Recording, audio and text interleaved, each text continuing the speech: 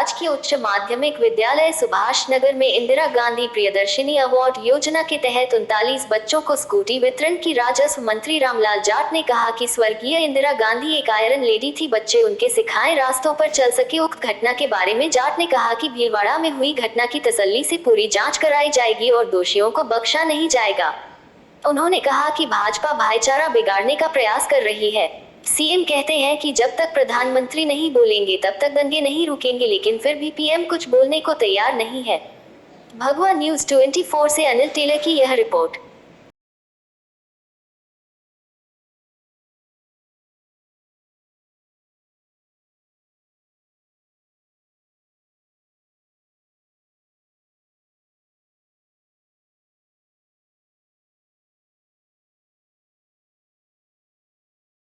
आज 39 बच्चियों को इंदिरा प्रियदर्शिनी अवार्ड जो भारत की पहली महिला प्रधानमंत्री आदरणीय स्वर्गीय श्रीमती इंदिरा गांधी जी के नाम से दी जा रही। ऐसी आयरन लेडी ने देश में इतिहास नहीं भूगोल बदला। ऐसी होनहार बच्चियां उनके नाम की स्कीम की स्कूटी आज ली ताकि वो उन विचारों से प्रभावित हो, अपने घर को, अपने गांव को, अपने शहर को, अपने मोहल्ले को नाम भी रोशन करें अपने परिजनों का और इस देश में अपनी भागीदारी निभाएं। उसी के संबंध में राजस्थान के यशस्वी मुख्यमंत्री जी ने पैसों के साथ, स्कॉलरशिप के साथ स्कूटी दी ताकि आने जाने में दूरी जो है स्कूल की वो कम लगे, उनको जल्दी पहुंच सके, सुरक्षित रह सके।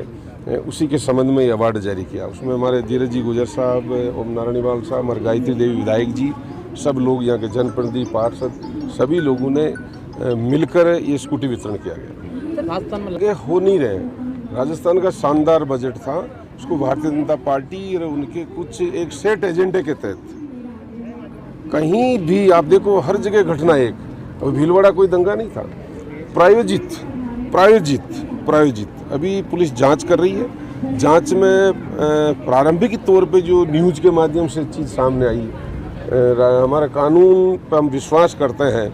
मैं गारंटी से कहता हूँ इसकी पूरी जांच होगी, तसल्ली से पुलिस जांच कर रही। तो उसमें इनके पीछे वो लोग हैं जिन्होंने राजस्थान के बजट को खराब करके इस देश में भाईचारा बिगाड़े और लोगों का ध्यान आकर्षित करा के और वोट हासिल करना। चिंतन होने जा रहा है, क्या कल भी आप बता रहे थे उदयपुर जो?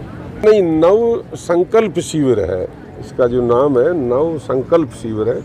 इसमें तमाम वो हमारे महबूब नेता आदरणीय राहुल गांधी जी, सोनिया गांधी जी, जो इस देश को एक अपने जैसे संयुक्त परिवार को एक सूत्र में बांध कर उस घर को आगे बढ़ाएं, उसी तरह धर्मनिरपेक्षता के आधार पर सर्व धर्मों को साथ लेकर, सर्व जाति को साथ लेकर, जो सनातन धर्म में वो चीज़ है, विश्व का कल्याण हो, प्राणी मात्र की रक्षा हो, उस संकल्प के साथ कांग्रेस पार्टी ये काम कर रही है।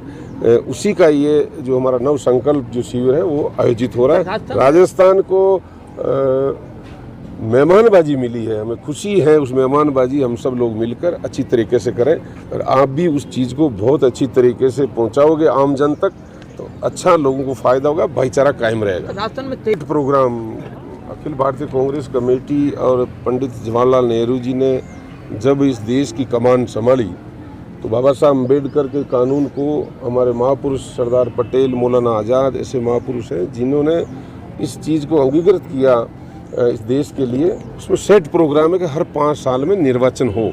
वो तो एक सतत प्रक्रिया है, लेकिन उस प्रक्रिया को खंडित करने के लिए जो भारतीय जनता पार्टी कर रही है वो गलत तरीके से कर रही है। आज इस देश हिंदुस्तान में हिंदी भाषा अब तक लागू नहीं हो पाई। केवल 8 राज्य हिंदी भाषा है, बाकी राज्यों में अपनी अपनी भाषा है, खुद स्वयं की भाषा है। आज भीलवाड़ा में भी कई तरह की बोलियां हैं, कई तरह की वेशभूषा है, कई तरह की भौगोलिक स्थिति है।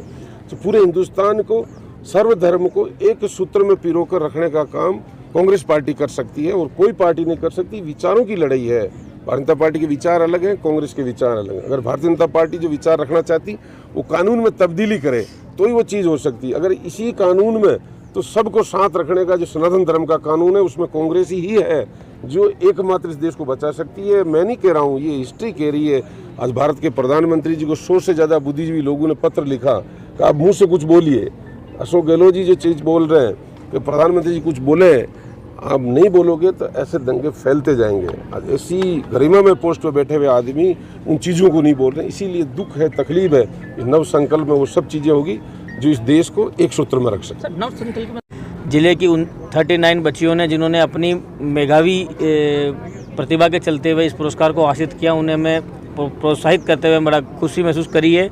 और सरकार की ये नीति है कि बच्चियों के शिक्षा को प्रोत्साहित किया जाए ताकि हमारे प्रदेश आगे बढ़ सके। एक तरफ जहां पेट्रोल के भाव बढ़ रहे हैं, उसमें प्रदेश सरकार इनको पेट्रोल की गाड़ियां दे रही है, तो इलेक्ट्रिक बाइक इसके साथ में जो प्रोत्साहन राशि हमने दी वो इसलिए दी कि मोदी जी रोज भाव बढ़ा रहे हैं ताकि हम लोग कुछ सहयोग इनका कर दें। इलेक्ट्रॉनिक बाइक क्यों नहीं? मैं रामलाल जी जाट और हम आग्रह करेंगे मुख्यमंत्री जी से कि आने वाले समय के अंदर बच्चियों को इलेक्ट्रॉनिक गाड़ी दिया जाए। लेकिन चूंकि क्या है कि लोगों में पेट्रोल की गाड़ियों का ज़्यादा उत्साह रहता है, उन्हें महंगी आती है, थोड़ा अच्छा लगती है, ज़्यादा तेज़ चलती है। लेकिन इस बारे में हम सरकार से आग्रह करेंगे, आने वाले समय के अंदर इस आपकी बात को उनके मुख्यमंत्री जी कान तक पहुँचाएँगे।